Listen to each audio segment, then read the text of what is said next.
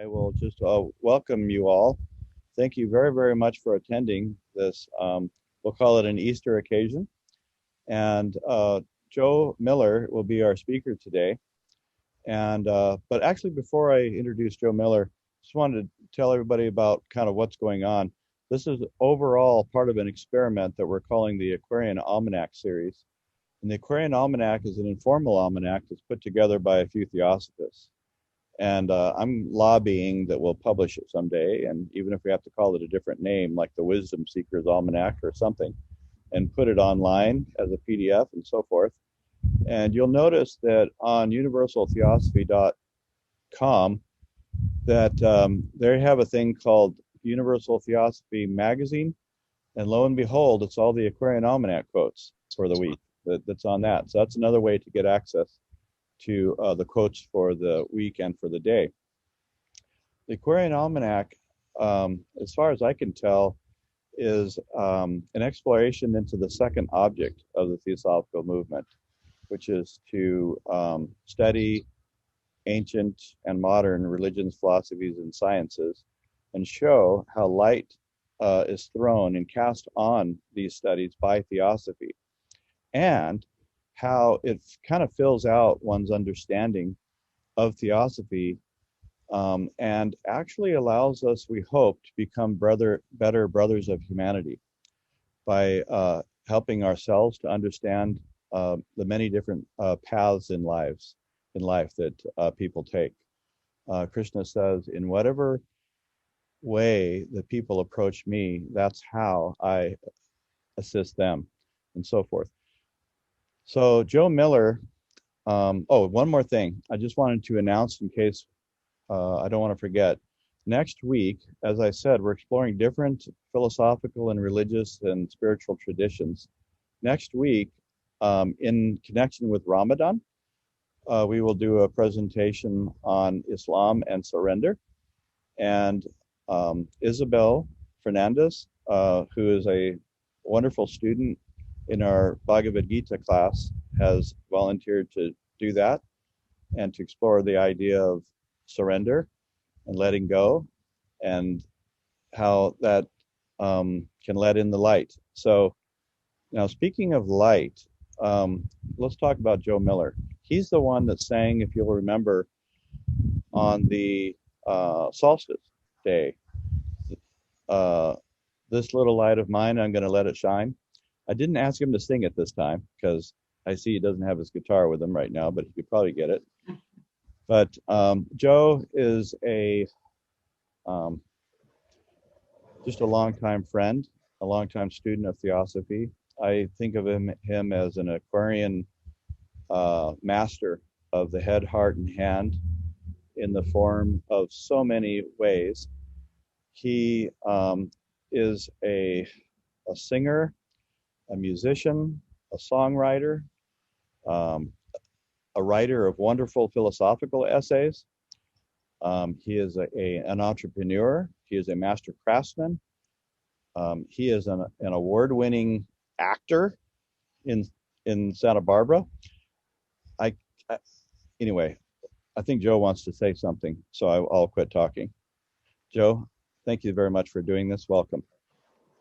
Thank you, Jonathan, for that very overly generous introduction. I appreciate it. I'm so glad all of you have taken time out to consider this topic with us today, the risen Christ, the risen Christos. It is the, as you know, for most, I think most denominations, it is maybe all denominations, it is Easter weekend, the time when Christians all over the world celebrate the bodily resurrection of their Savior, their God-man, Jesus. They look at the historical point 2,000 some years ago as sort of the navel of the whole cosmos when the central drama occurred. And through that drama, they are saved from their sins because the sacrifice of Jesus atones for all their sins. So that's the typical theology. But of course, theosophy looks at it quite differently. And H.P. Blavatsky predicted last century that that if the keepers of that tradition do not shift the focus from the dead letter, from a literal historical view of the drama, the mythos of Jesus, then the churches are going to empty. And I had to think about that this weekend as I was seeing articles. Well, in the past week, I've seen some articles appear talking about how in America, the church membership has finally tipped below 50%. It's in 20 years, it's dropped 20 points. So, and of course, that as you know, that ratchets up the so-called cultural wars, because the breadbasket of America, the Bible Belt, they tend to blame the coasts and the colleges for liberalizing and enlightening people, making, as my father from North Dakota used to say, making us too smart for God. So this is it's what's very clear is that the keepers of the tradition have not offered it or proffered it in a way that speaks to people's needs, that speaks to their intuitions about what is the problem in life and in what direction is the solution for the problem of life. Because read from the standpoint of wisdom, the tradition, the Gnosticism behind it addresses that very thing. So most young people today are saying, in view of the extraordinary changes of, the views that science have given us into the inner workings of matter and the outer stretches of the galaxies and the wonders of applied science, most young people can't see the relevance anymore of telling them that, that their central problem is that they're going to hell after this life, and that the central solution is that they have to accept this historical figure as God, and that it just doesn't make sense. It's never made sense, and it's lost its buying power. It's lost its leverage as humanity has moved along, intellectually especially. So that's what I'm going to talk a little bit about today. Is if not that, what? And I have I'll follow along with a few quotes and images here. Oh, I know I have to do share. And if somebody like Jonathan could be so kind when I do share just to tell me, oh, I see you all, you're still there. Great. And if I do slide, let's see, somehow there is the way to start the slideshow. At the bottom. At the bottom. I did it up on here. On the right. On the right. At the bottom of your screen. Slideshow. Boom. Okay. Y'all see the monarch? We're all good. Yes. Okay, great. Okay. All right. So what happens to me in lodge talks, I'm sure it might have happened to one or two of you, is that you walk away from a lodge talk and you say, oh, I forgot to address the topic. So I get, it's easy to get caught in the branches and lose the trunk. So I decided to front load this with the very quote that uses the word risen Christ in it, one of them. This, of course, is from that very remarkable article called The Esoteric Character of the Gospels. Christ, the true esoteric Savior, is no man, but the divine principle in every human being. He who strives to resurrect the spirit crucified in him by his own terrestrial passions, and buried deep in the sepulchre of his sinful flesh. He who has the strength to roll back the stone of matter from the door of his own inner sanctuary, he has the risen Christ in him. So, okay. I think the point, probably the way I would put it for the theosophical view, is that we want to make a shift from the historical Jesus to the timeless Christ, and to see that the tradition is theosophical view gives us, it's a mystery tradition. Jesus has a hierophant as a mystery teacher. It came out of the Mediterranean when there were so many of those other mystery religions. It is not a unique manifestation, but it is, as she says somewhere, pages torn from those mystery documents.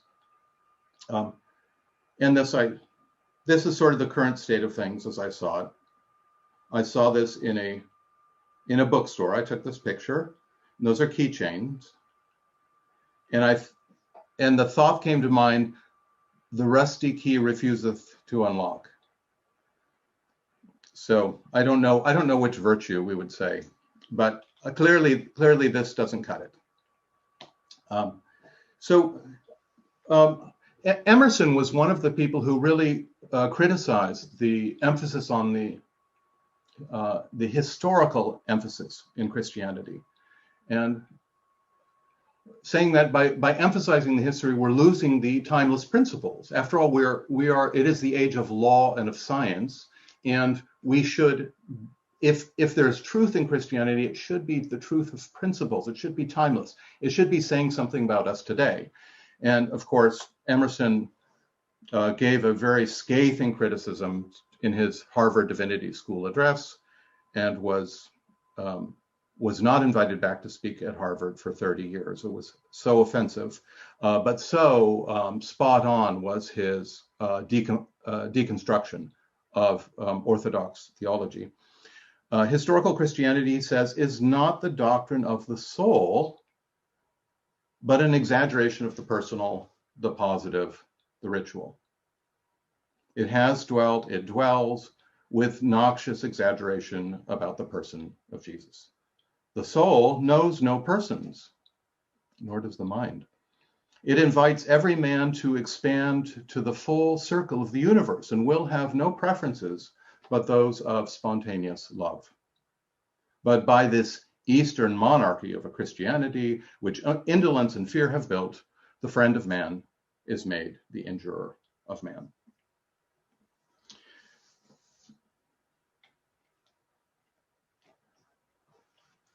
So as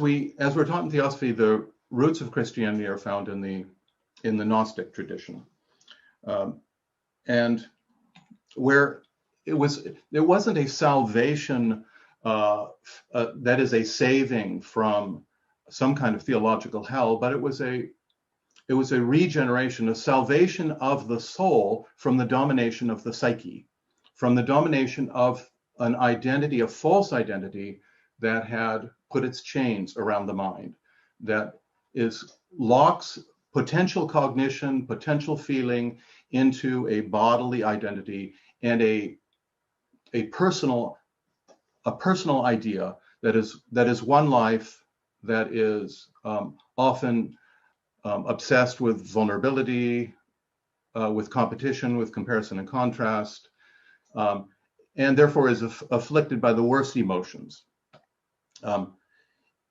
If the resurrection is said to be a saving from death, we might want to ask metaphorically and from the mystery tradition, well, what kind of death? What do we mean by death?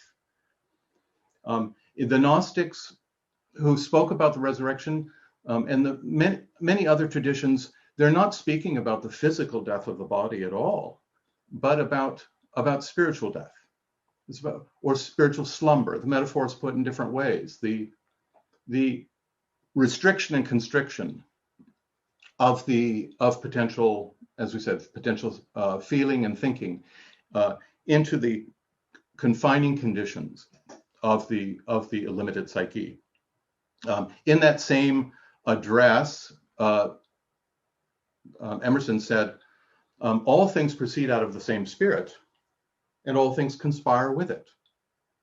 Whilst a man seeks good ends, he is strong by the whole strength of nature. Insofar as he roves from these ends, he bereaves himself of power, of auxiliaries. His being shrinks out of all remote channels. He becomes less and less a mote, a point, until absolute badness is absolute death. Well, clearly he's not talking about physical death here, but about spiritual death, about the spire into littleness, into an old-fashioned word, pusillanimity, the opposite of magnanimity, this constriction of vision, of perspective, of horizon. And if we look to Shelley's, one of his concluding stanzas from his wonderful poem, his tribute to Keats, this has resurrection and death in it. That light whose smile kindles the universe, that beauty in which all things work and move, that benediction which the eclipsing curse of birth can quench not, that sustaining love, which through the web of being, blindly wove by man and beast and earth and air and sea, burns bright or dim, as each are mirrors of the fire for which all thirst, now beams on me, consuming the last clouds of cold mortality. A very mystical stanza, but this whole notion of the clouds of cold mortality, that's the unregenerate psyche. That's the psyche in the bonds or in the prison, to use Platonic language, of the personality, of incarnation. And look how much is in here. The curse of birth. Remember Wordsworth, our birth is but a sleep and a forgetting, the soul that rises with us, our life's star hath had elsewhere its setting. The whole notion that in the mystic traditions, everything's turned around. What we call birth is a kind of death of the spirit. What we call death may be a kind of birth of the spirit. And so, and then this whole notion about the web of being blindly wove by man and beast and earth and air and sea, it's this whole notion of kama, the realm of kama, the realm of blind desire, it's desire that builds form. And within all of this is chaos and confusion and loss of memory, forgetfulness, spiritual forgetfulness. But in Shelley's tribute to Keats, then this light whose smile kindles the universe, what a beautiful phrase that is, beams now on him, consuming the last clouds of cold mortality. So there's a spiritual death, in other words. The resurrection can be looked at as, what does it mean to wake up from that spiritual death? Does the tradition of Jesus mean that? Is that what that tradition means? So let me see here. So a question. So let's ask a few questions, like what is the cross? Besides, what is death? What is the cross? What is the tomb? And what is resurrection? I think those are sort of the biggest questions. So the cross is a really revealing question, because it's the history of the use of the cross in the Christian tradition is very interesting, and it's very much a metaphor or a lesson in what was happening in consciousness, because the initial depictions of the cross were of a cross within a circle, as we're familiar from the proem, and which had the mystic meaning for the Gnostics of the union of spirit and matter within the pleroma, within that realm of plenty, before there is even knowledge of scarcity or lack, and therefore there's no fuel or traction for desire. So the cross within the pleroma, eventually the circle shrinks and the cross is shown with the circle around the crux. Eventually the circle disappears and the cross takes on an elongated shape, like this one here superimposed on the butterfly. Only eventually, when there was finally an edict allowing it, was a human figure, a statue depicted on the cross. And those initial depictions would never show Jesus suffering or with wounds or even hanging. The figure was always weightless. The arms were always straight across. The eyes were wide open. So there was wakefulness. There was no death. There was no wounds. And then only gradually, as things progress and art moves into the Renaissance, on all this emphasis on realism and concretization, do we get gravity coming in, horrible depictions of wounds, and etc. And And then the consummation of all art of the crucifixion is Mel Gibson's movie. So, so that's as bad as it gets. And so part of if the tradition in some sense is to be Gnosticized or theosophized, if it's to be purified, one has to bring the cross back from this terrible concretized version of the historical execution of Jesus and bring it back to its more abstract meanings. And there are three quotes here that I thought were very interesting from Raghavan Iyer's article on the Gospel according to John, which is well worth reading. People tend to fasten upon the wounds in the blood, even though, as Titian's painting portrays clearly, the tragedy of Jesus was not in the bleeding wounds, but in the ignorance and self-limitation of the disciples. So there we get a very different view of the binding power of the cross. It has to do with ignorance in the tradition, the binding of the tradition by those who are not quite worthy of it or not quite awake enough. From a symbol article on the cross in Hermes, the cross is always there. It ever awaits. It is up to mankind to shed the crippling moral and psychological shape of its splintered and morbidly limiting shadow in order to embrace the joyously liberating truth that lies at the crossroads of the heart. And from A Course in Miracles, some bitter idols have been made of him who would be only brother to the world. So this is, one of the things we have to face is that there's been a lot of bullying in theology, a lot of weaponizing of theology and weaponizing of the Bible. I mean, we had a president recently who, did a much condemned op-ed with the Bible. But what was that? That wasn't the Bible for inspiration. That wasn't the Bible for clarity. That was a weaponized Bible, a Bible to bully people with. And so this is one thing we have to come to grips with, is that bullying power, which really obscured the spiritual message of Jesus, has to be transcended. So let me see what I have here. So the cross has a number of meanings that, we could just look at briefly. What theosophy points out is this whole logic of incarnation, the confinement of the vestures, and the great sacrifice of spiritual beings for the redemption and illumination of matter and of all of creation.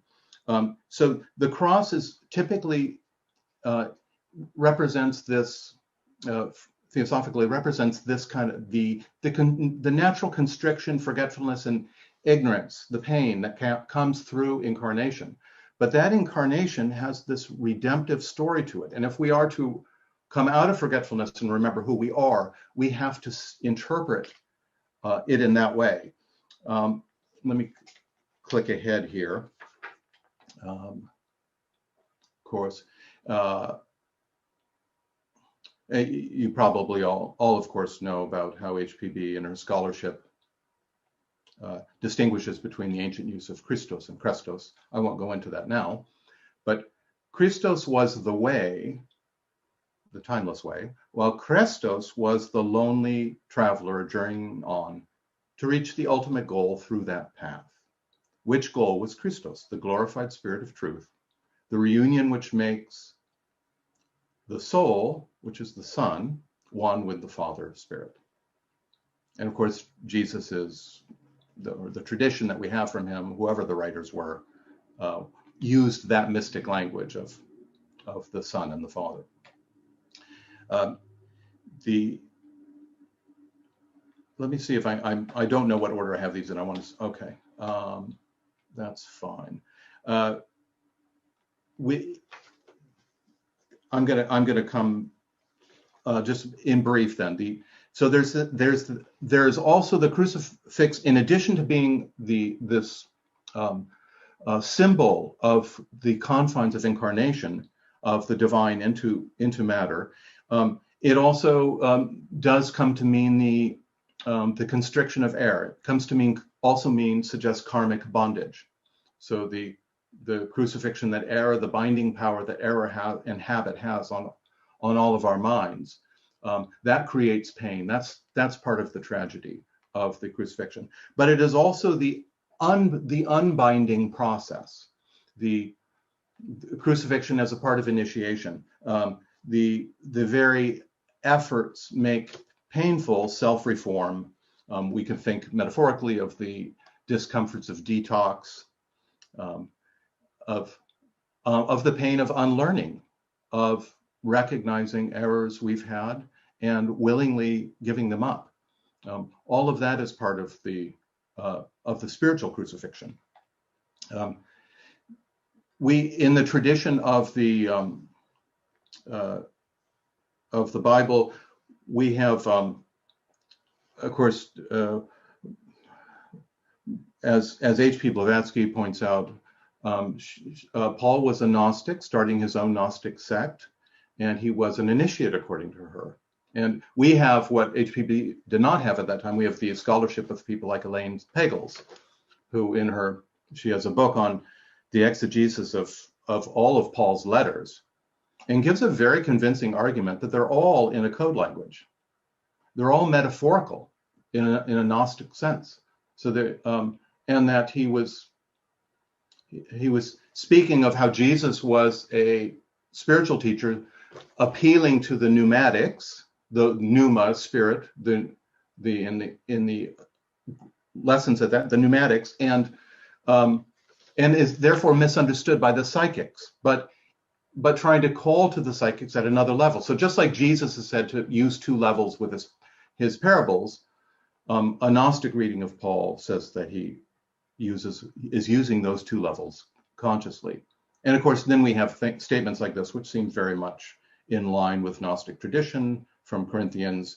Yet among the mature, we do impart wisdom, although it is not a wisdom of this age or of the rulers of this age who are doomed to pass away, but we impart a secret and hidden wisdom of God, which God decreed before the ages for our glory. So many readers have always seen that as a confession that he was a Gnostic and that there were levels to what he was doing. In the Gnostic tradition, we have the teachings of the spiritual truth about humanity, often through veiled stories, especially the story of the fall of Sophia. And just in very basic sketch of it, and there are a number of versions of it, but Sophia, who is the goddess of wisdom, who's an aeon in this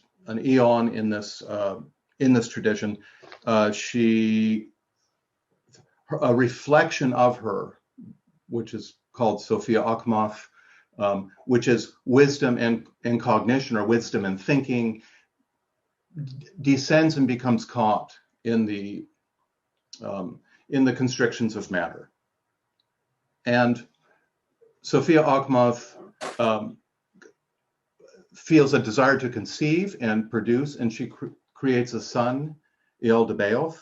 And Eol-de-Baoth is, according to the Gnostic tradition, the demiurge, the creator of the physical universe. So from the Gnostic tradition, this world of form created by desire, this realm of karma and change, is not the creation of some kind of eternal God, but is in fact a creation of this archon called Eol-de-Baoth. And Eol-de-Baoth creates human beings in form, and the myth merges with other myths like the myth of Zeus, and of course the Old Testament Jehovah. The Gnostics held that Eol-de-Baoth was Jehovah, but Eol-de-Baoth creates man, and is afraid that man will come in, as the Genesis says, be like him. That human beings will awaken and challenge his authority. He is a jealous and insecure archon, and he's also plagued by ignorance, by a kind of autonomy. He thinks that he is self-created, and he thinks he's the only creator. So he's blinded in that way, and he wants to constrict or hold back humanity.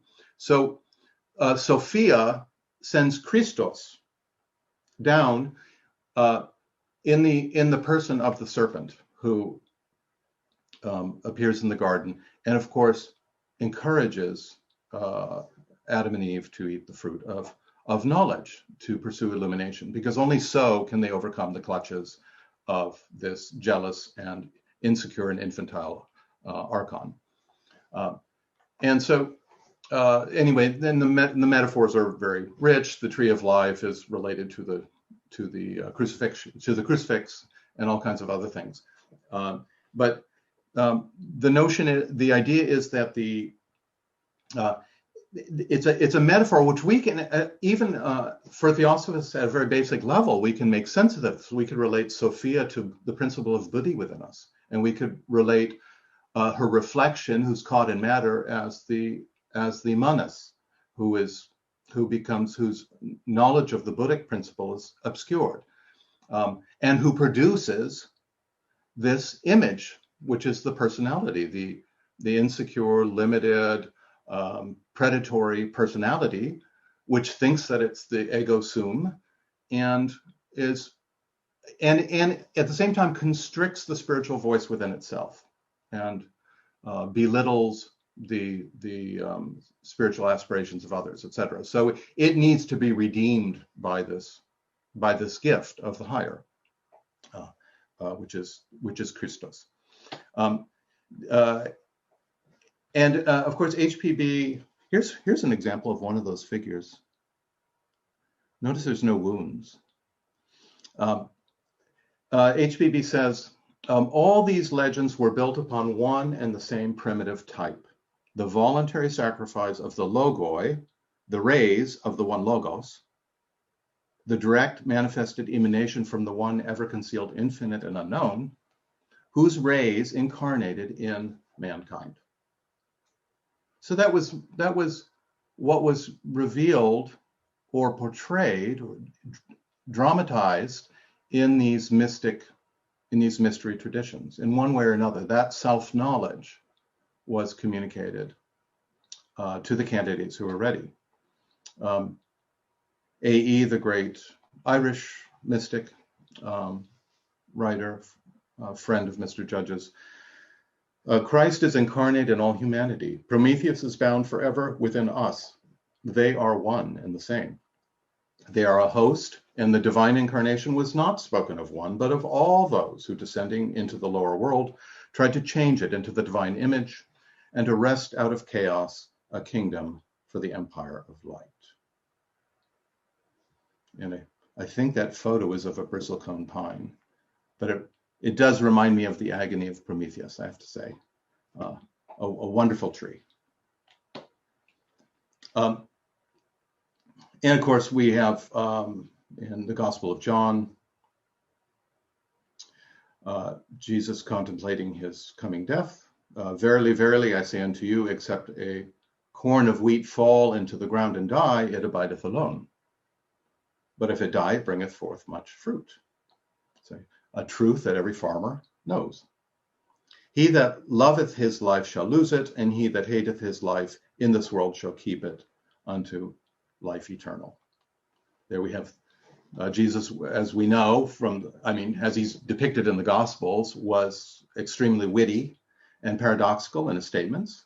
But we know the mystic keys that are given us it's not literally, he's not telling us to hate ourselves, but we have, if we love the life of the ego, if we cherish the lower gratifications of the ego and consolidate and reinforce our sense of separation, our sense of vulnerability, our sense of isolation, and our sense of false autonomy, we will lose our life. That's spiritual death. but those who put that life, a handmaiden to devotion, as the voice of the silent says, to the higher aspirations, the deeper life that wants to aspire, that's life eternal. And I just love that field of wheat there. Let's see. Okay.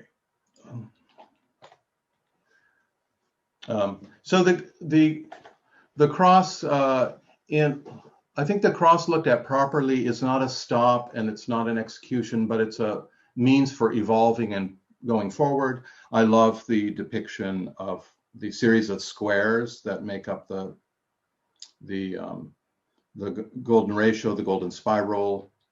You can look at it as these perpendicular lines, all of them crosses. You could think of, just like the Nautilus, every chamber, every square here could be a chamber, could be a life, could be a year in our lives or a decade in our lives. Each one having to turn perpendicular and become cross purposes with what it was before, but evolving and building on and incorporating the past, but in order to move ahead. What is meant? What should we look at as the tomb? The tomb, of course, means much more than just the physical death of Jesus. So the tomb is all kinds of things. It's equivalent to, the tomb is equivalent to the womb. The tomb is equivalent to the egg. It is the my favorite symbol is the cocoon, of course. What greater example in nature of the truths of resurrection than what we see in the insect world? All the insects, really, but of course, in such a dramatic and glorious way in the example of the butterflies, where you have a larva, a worm living on the ground, eating, a gross feeder of leaves, but eventually seeming to go through a kind of death, a kind of sleep, putting on a shroud, and going into the state of latency, which appears to be death. But all the while, it's a sacred chamber for gestating a complete transformation, so that it will no longer traverse the earth. It now lives in the ethereal realm. It no longer is a gross feeder. It sips nectar. It's an amazing and beautiful metaphor, and of course, in the mystic traditions, of course, it represents we're told about the 3 days in the tomb. I have a quote coming up for that. The word chrysalis literally comes from chrysos, gold, in the Greek, and there are chrysalises that have that. We don't have them here in California that I know of, but that do look metallic like that, and are quite startling. The idea of chrysalis, it comes up in the metaphors of the voice of the silence. You'll remember that part where it says, "If thy soul smiles while bathing in the sunlight of thy life," etc. If thy soul sings within her chrysalis of flesh and matter.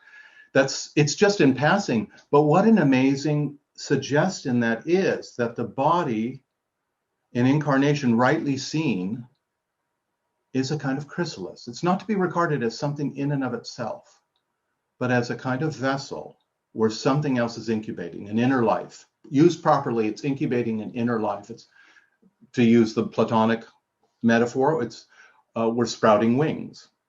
Plato, in one of his dialogues, speaks about the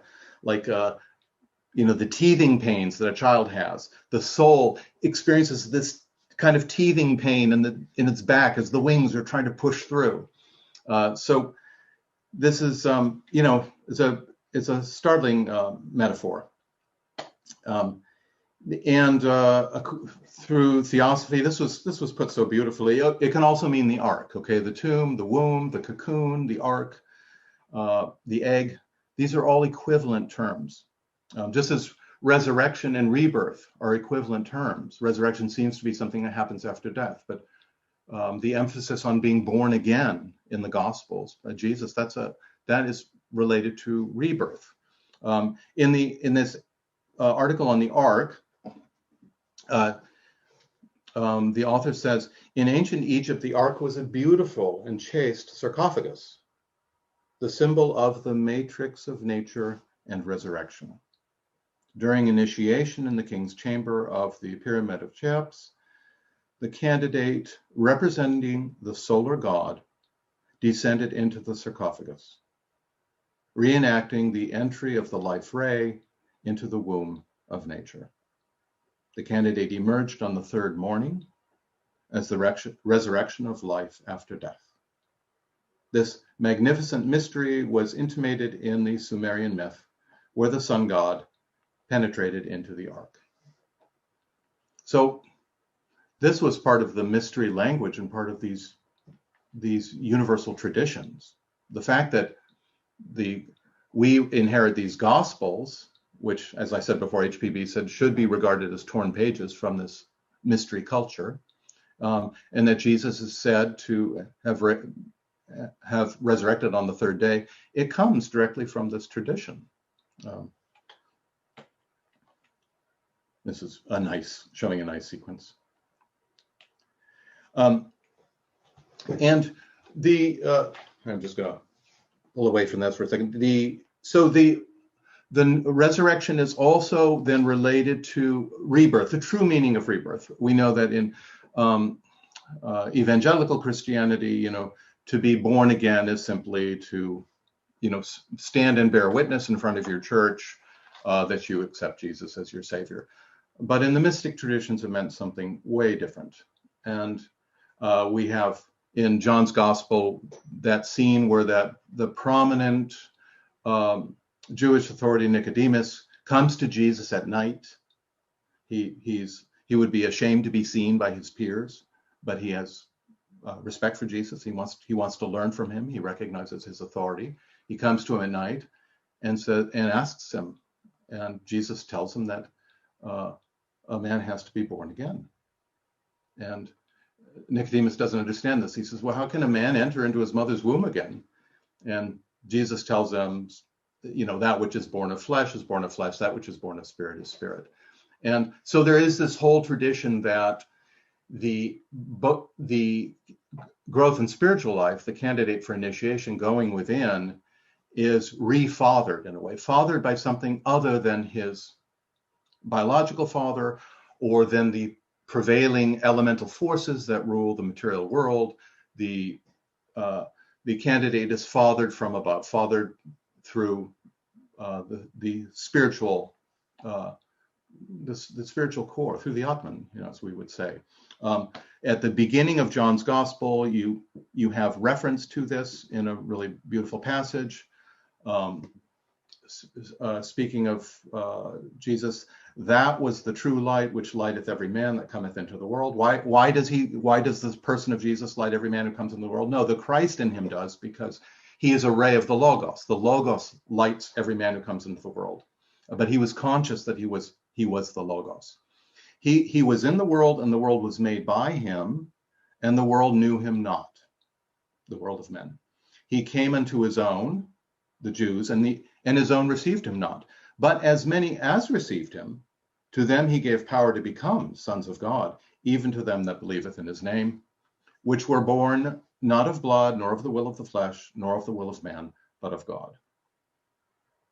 So this is all mystical language. This is about this very old tradition of the twice born, which we find in India as well. This is a picture of a baby goat. It has nothing to do with the presentation. It's simply my conviction that every presentation at some point needs a baby goat.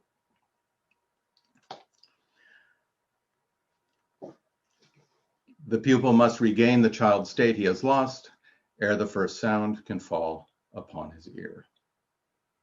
So this is also has to do with rebirth. It's, Henry Vaughan's great mystic poem about the retreat, about where he says other men are going forward. His aim in life is to go back to the foundation, back to the beginning. That in spiritual life is also it's an undoing, it's an unlearning. It's getting back to a more pure state of awareness, recovering an awareness that isn't fallen by experience. It's my favorite metaphor is the uncarved block, right? It's the experience seems to carve our block. So we get whittled into a specific shape. We have particular habits, predilections, a sense of identity, and we lose that original shape, which means we lose our flexibility, we lose our plasticity, we lose our willingness to be fresh and new. Remember Blake, if the doors of perception were cleansed, everything would appear as it is, infinite. But in the Taoist metaphor, it is possible to recover the uncarved block. That's what he's saying. That's the whole point of it. And that's what this statement from the voice is. We can regain the child state. We probably, most of us shouldn't do that by going to the beach naked, but it's a wonderful photo, I thought. Let's see, we're doing timers. I'm coming to the end here. I love this little meme that I found. It gives such a basic practical truth. If an egg is broken by outside force, life ends. If it's broken by an inside force, life begins. Great things always begin from inside. Right? That's totally obviously true. If you are keeping hens and you have eggs and you want them to hatch, you can't break them open early. You'll destroy it. The life in there. The force that is life-giving has to come from within. And so also, I'm thinking about another metaphor for the cocoon, and that's given by the Buddha, where he speaks about the cocoon of false discrimination. So each of us, in our developing psyche, it isn't like illusion is just, this sort of negative, constraint. We need illusion. The psyche needs to be guided through the fields of illusion because it cannot behold the sun. It cannot behold reality. We need our protective illusions. They serve as a series of cocoons or eggshells, but they cannot be broken from the outside. We have to ourselves outgrow them. We have to ourselves break them. And at the time, our illusions often appear to be reality. We've painted the walls of our caves in ways that we believe we're beholding reality, but we're not beholding reality. And so we have to have the power to do that. It can't come from the outside. And also, this is also why we have to be very careful in our relations with others about how do we regard their illusions and their protective illusions. Do we want to use a theosophical bludgeon on somebody? That's not going to, that's often can damage a person. So we need to recognize that, all of us were at all different stages, and we need our protective illusions for where they are at a certain point. Now, of course, there are toxic illusions. If the hen doesn't get out of the egg in time, it will suffocate. It not only will lose oxygen, but it'll be surrounded by its own waste. And isn't that a metaphor for mental life? And then I think that's certainly true for the tradition, the gatekeepers, the custodians of the Christian tradition, and the way they've depicted it. It isn't nourishing anymore. It needs to have more breadth. The wonderful Irish poet A.E. He had this great poem. And now my grief I see was but that ancient shadow part of me, not yet attuned to good, still blind and senseless in its warring mood. I turn from it and climb to the heroic spirit of the prime, the light that well foreknew all the dark ways it must journey through. Yet seeing still again, a distant o'er the hills of pain, through all that chaos wild, a breath as gentle as a little child, through earth transformed divine, the Christ soul of the universe to shine. So this is true of the microcosm. It's the true resurrection of the individual manas, the individual being, but it's also the resurrection of the race, of all human minds, and you can't separate one from the other. And of course, that in the mystic traditions, that was in the initiations, that was the self-knowledge that was communicated, was the sacrificial descent of our spiritual nature into these forms. And I think that's enough. And I hope we have some time for discussion. Thank you, Joe. I feel like, well, let's put it this way. That's what it's like to have Joe over for dinner. He is quite the conversationalist. And I feel like that we've been given quite a bit of nourishment, and especially this with all these wonderful metaphors. But does anyone have any questions for Joe?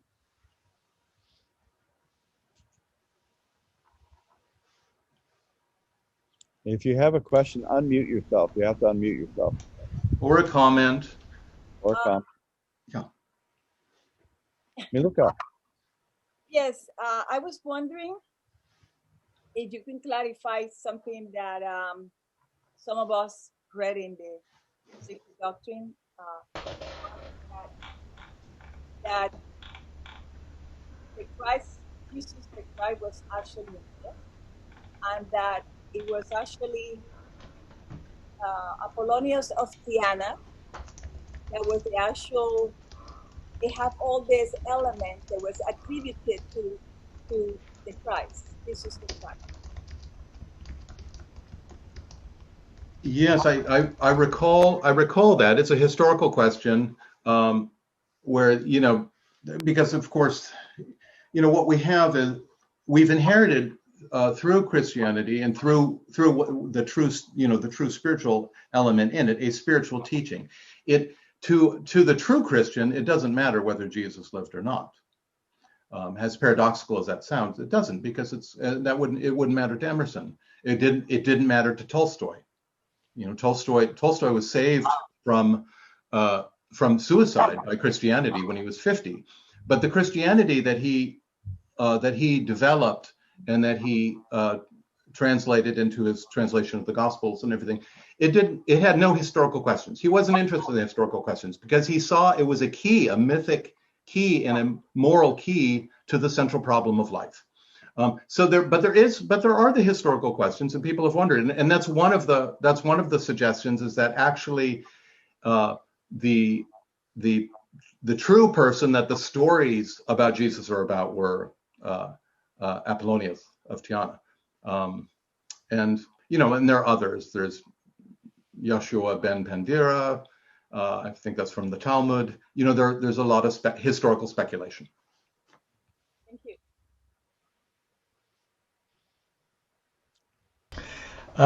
Yes. Thank you, Joseph, for that wonderful talk. I had a question about the Sophia mythology. Yeah. There was one version I heard of it where there was Yahweh, but then Sophia was created in response to his immaturity. But this is the other way around, that first there's wisdom, Sophia, and that it was her son who was her son, her creation, as she descended into material form. That's fascinating to me. I'm aware of a book called Pistis Sophia. Is that where these mythologies come from? That and the Apocryphon of John, I think, are the two major. But there's a number of works where the myth can be found. There were a number of different versions that were around, but it's so suggestive. I mean, it's obviously the Orthodox Christians were very unhappy that the Gnostics were likening Yahweh to Yaldabaoth, and as this. But of course, if you look at the Jewish scriptures, the way they characterize, the jealous infantile Yahweh, it is that Gnostic character. Yes. And can you say something about during the European Catholic Crusades? There was only one group of Christians that was actually attacked and killed by the Crusaders, and that was some Gnostics in southern France. Is that a bit of history you're aware of?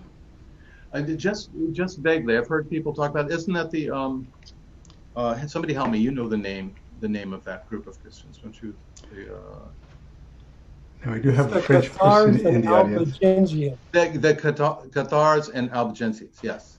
Yeah. Ah, they were Christian Gnostics in southern France. There have always been. That's the thing, is it's even though the Gnostics would explain the whole history of Christianity in terms of the how the tradition has been dominated by the psychics, those who read the thing from the outside, who take it literally, who are literally taking the cast off clothing and putting and basically clothing the ego in that. But there's the Gnostics also said there have always been the pneumatics, from pneuma, those who are the true keepers of the tradition. And so you find these small groups of Gnostics percolating, the tradition being renewed from a standpoint of wisdom, all the way along. You find a Meister Eckhart appearing. You find that wonderful work, The Imitation of Christ. You find the Theologia Germanica. It's very interesting that in some sense the tradition seems to be shepherded along by higher beings. It's not suddenly like it's going to disappear, but it does need, like any tradition, it needs to be reformed from within to keep its life. Otherwise, it becomes like that dead tree I showed. Well, thank you. Yes.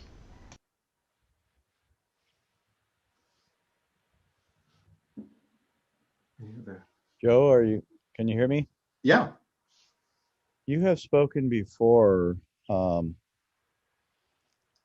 during this presentation, about kind of the brotherhood component of understanding our brothers and the light that Theosophy shows. And so in such a way, and as you spoke of before, the reforming from within, in other words, gently and not bludgeoningly, if that's a word. In other words, it seems like it's almost a non-elitist approach, that the Theosophist is not here to say, well, we know better and we're separate, but instead to be brothers and to help our brothers understand the very heart of what is so important to them. I was wondering if you could say anything more about that. Remember at the start of volume 2 of Isis, and that's the volume where I don't know, that's a superhuman effort. It's just amazing to me. But that's where she goes into very detailed history of the Gnostics and church history and all of that. But she says at the very start, she says if it was in her power, she would keep this book out of the hands of certain Christians. That there are Christians who the tradition, they have a beautiful devotion, which is knowledge. Devotion is knowledge. Devotion is the most important kind of knowledge, because without devotion, all of the cognitions can be just misused. But they have a beautiful, innocent devotion to Christ and the way he shows, and his moral teachings and his teachings of brotherhood, non-elitism, and if it were in her power, she would keep it away from them, because it does them a disservice to cause them to question their tradition. But it reminds me, if we look at really look impartially and with fresh eyes at even the synoptic gospels, what do we see? We see this Jewish reformer who is kind of a radical, who is trying to help people find the authority within themselves, trying to show the dangers and trappings of external religion, of the rituals and keeping the Sabbath and the dress and the trying to show the how to overcome the personal ego, to not use prayer and fasting for a personal egotistic display, to pray in secret, to pray to your Father in heaven, but primarily brotherhood. It's a religion of brotherhood. That he says that in the Sermon on the Mount, that if you go to the temple to make an offering and then suddenly you remember you're cherishing a grievance against someone, don't make the offering. You have to leave. You have to go and make up to your brother. Apologize, whatever. Then come back and make your offering. So there's this. To me, that's like this incredible psychological key to spiritual life, because it means that our vertical awareness is conditioned on our horizontal relationships.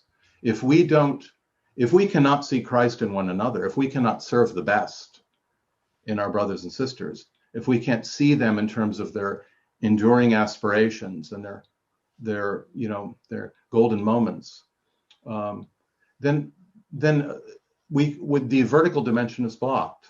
I think that's true by experience. So anyway, I don't know. Do you want to add anything to that, Jonathan? Does that? Oh, no, thank you very, very much for that. May I ask something? Please. I was wondering, these as the second coming is depicted in the Christian world, do you see a parallel with the Kalki avatar in any way? Just wondering about that. Well, I don't.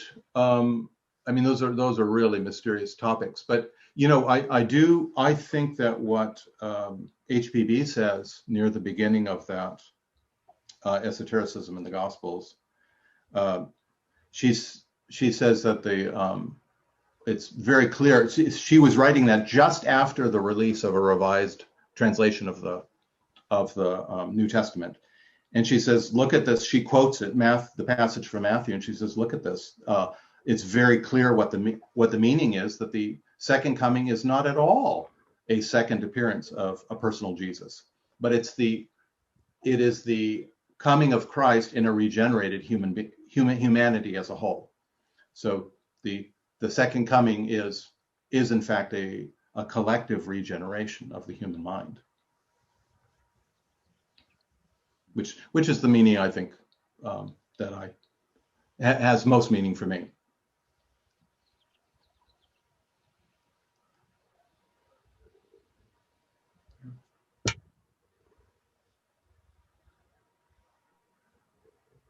I was wondering, since Easter is tomorrow, and you mentioned the egg and so on, can you tell us a little more about the symbol of the egg and the rabbit? Because we know rabbit doesn't, they don't procreate, and they procreate, but they don't have an egg. and there is an interesting thing about the rabbit and the hare, Hare. I was wondering if you can tell a little more about that. Well, it might be interesting to hear other people's thoughts. But just broadly, it's interesting that Easter, which is the most sacred holiday to the Christians, has a fertility goddess as the name. That's where the word Easter comes from. So it has been shown by historians that the Christian church is a continuation of these other traditions. And it had always been a tradition to celebrate the regeneration of physical life all around us in the vegetable and animal world, and to liken that to spiritual renewal as well. And that's, of course, I think both of those symbols come from the pagan traditions. But anybody have any fondness for eggs and bunnies that want to say something?